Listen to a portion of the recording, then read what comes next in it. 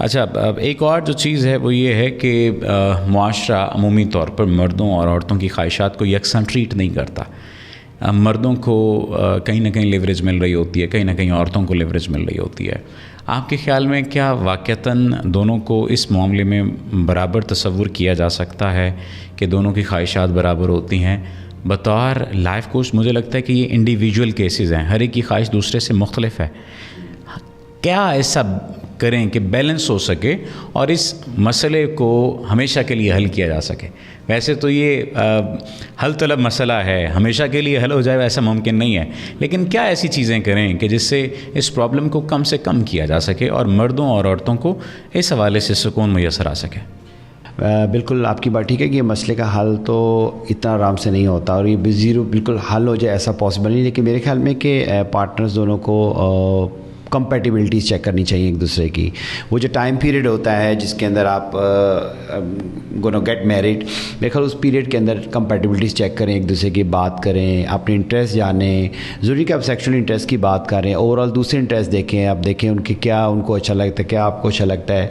और अगर आपकी शादी हो गई है और अगर आपकी कोई ऐसी फैंटेसीज़ हैं या आपकी कोई ऐसी डिज़ायर्स हैं तो मेरे ख्याल शेयर करनी चाहिए एक दूसरे के साथ। और वक्त के साथ साथ पार्टनर का भी काम है जो सुन रहा है, अगर उसके अंदर ये ख्वाहिशात नहीं है तो कोशिश करें कि उसको खुश करने के लिए वो कुछ ना कुछ चेंज कर लेके आए अपने अंदर। एक रिसेंट रिसर्च है जिसके आई डोंट नो, मैं एक तो मुझे अगर एग्जैक्ट याद होता तो मैं इसके ऊपर स्क्रीन के ऊपर भी मेंशन कर देता, लेकिन मुझे वो उसका जो आप कह लीजिए कंटेंट है वो मुझे याद है। उस पर आप एज ए एक्सपर्ट ओपिनियन दे दीजिए कि 40 साल के बाद मर्दों की जो ख्वाहिश होती है, जिनसी ख्वाहिश कम हो जाती है, औरतों की जिनसी ख्वाहिश ज़्यादा हो जाती है और मर्द उस अंदाज से परफॉर्म नहीं कर पाते और औरतें भी उस अंदाज से ज़ाहिर है कि सेक्शुअली सेटिस्फाइड नहीं हो पाती, जिसकी वजह से वो मुख्तलिफ़ बीमारियों का शिकार हो जाती हैं।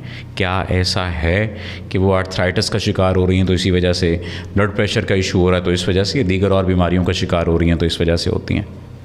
देखें, सेक्सुअल डिज़ायर पूरा ना होना मेंटल हेल्थ को डिस्टर्ब करता है, वो तो मैं एग्री करूँगा। लेकिन अगर सेक्सुअल डिज़ायर पूरा ना होने की वजह से आपको आर्थराइटिस हो रहा है, आई डोंट थिंक सो ऐसा कोई कनेक्शन है। सेक्सुअल डिज़ायर पूरी ना होने की वजह से आपको ब्लड प्रेशर हो रहा है, मेरे ख्याल में ऐसा। जब मेंटली डिस्टर्ब होंगे, आप गुस्सा करेंगे या कुछ ऐसा होगा, आपकी रूटीन नहीं होगी, तो आपको नहीं लगता कि बीपी का इशू बन सकता?